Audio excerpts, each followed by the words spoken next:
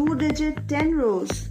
51, 10, less 37, 62, 74, 98, less 80, 39, less 45, 26. That is 198. very good. Now let's try 3-digit 6 rows. 175, 354, 671, 720, 242, 416. That is 2578. very good. Let's try one division. 465 divided by 3. 155. Very nice.